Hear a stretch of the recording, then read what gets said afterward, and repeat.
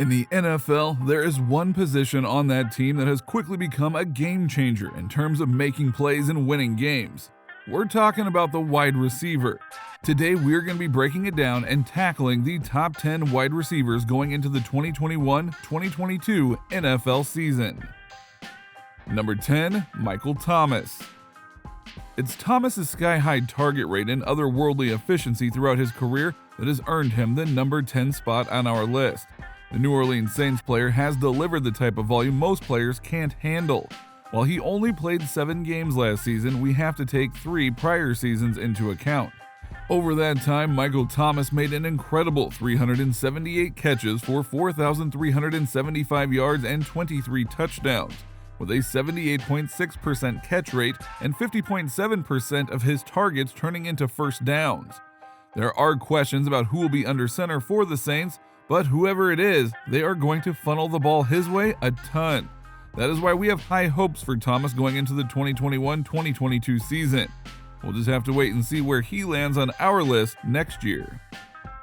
Number 9, Keenan Allen.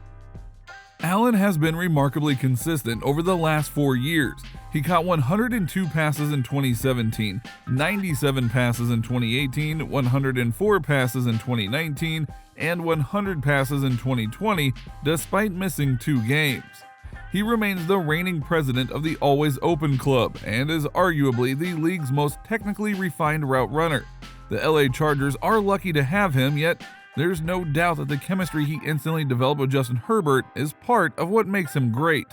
The duo should benefit from the new offense being installed by former Saints assistant coach Joe Lombardi, who is LA's new offensive coordinator.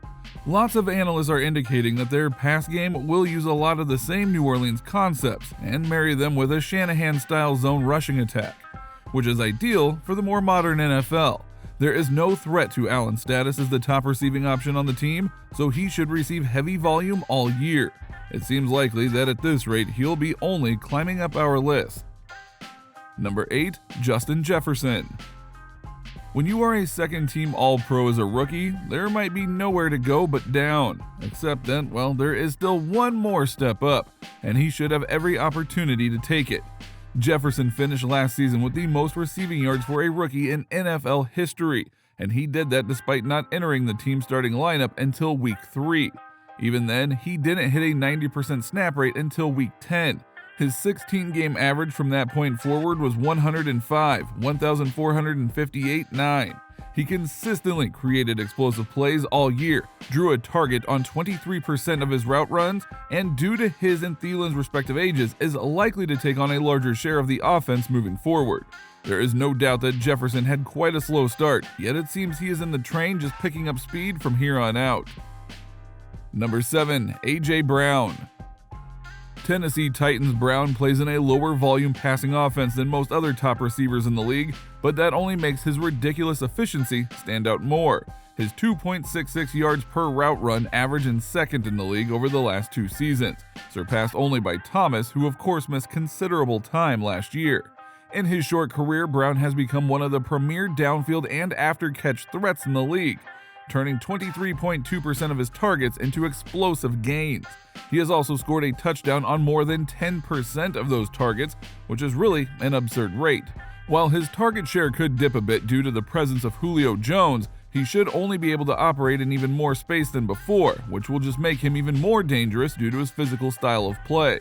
It seems like he's somewhat of an underrated player, but we believe he's going to be a name we hear more and more as his career progresses. Number 6, Calvin Ridley.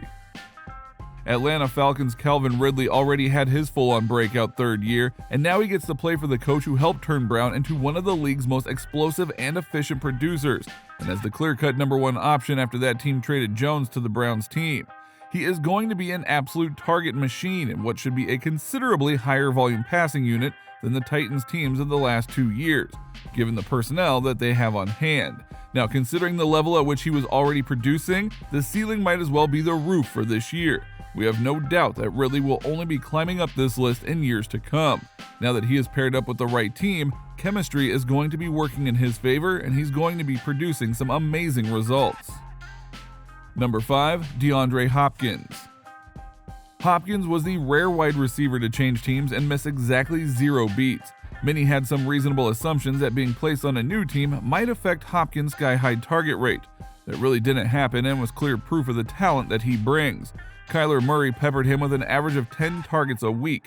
Still, Hopkins drew a target on 24.6% of his routes, which is one of the highest rates in the NFL. Not only that, Hopkins did considerable damage with those throws. The only thing keeping him out of the top 4 here is his declining yards per catch and explosive play rates over the last several seasons.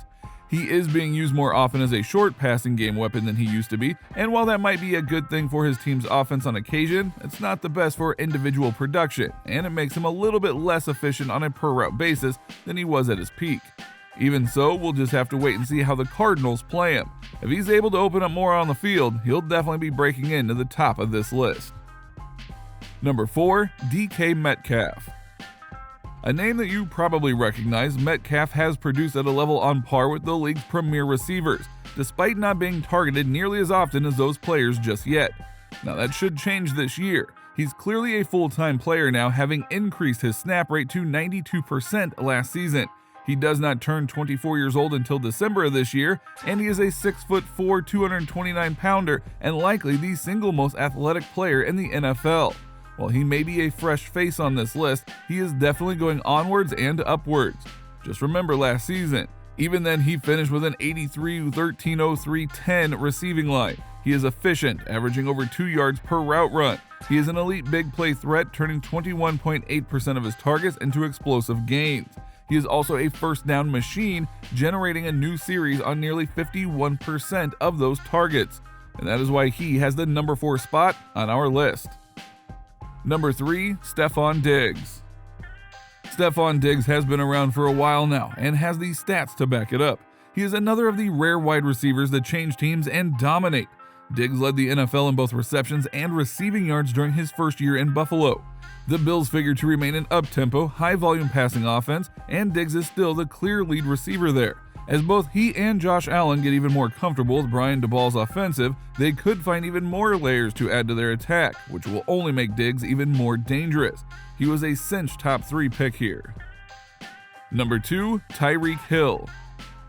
Hill is simply the most explosive player in the NFL. In the 4 seasons that he has been a full-time starter, he has averaged a 16-game receiving line of 85 catches for 1,324 yards and 11 touchdowns. He has turned 21.2% of his targets into explosive games per True Media and 9.1% of them into touchdowns. And he's not just a big play guy, he's really efficient, catching 68.4% of the passes thrown his way and averaging 2.36 yards per route run. He and Patrick Mahomes have magical chemistry, and there is no reason not to expect them to continue tearing up the league. Number 1, Devonta Adams. We're operating under the assumption that Aaron Rodgers will be on the Green Bay Packers, largely because they have not given us a reason to believe otherwise. Sure, Rodgers has enough money to hold out for the entire season and try to push for a trade again next year, but he only has so many years left to win another Super Bowl, and the Packers have the talent to win one, and it is really freaking hard to turn down $22 million, which is what Rodgers has coming his way in base salary and roster bonuses this season. Now, we know any top 10 list will bring some criticism, so let us know who you would vote for in the comments, and as always, please be sure to like, comment, subscribe, and don't forget to hit that notification bell so you don't miss out on any of the new content coming your way. This has been our breakdown of the top 10 wide receivers going into the NFL's 2021-2022 season. Have a good one.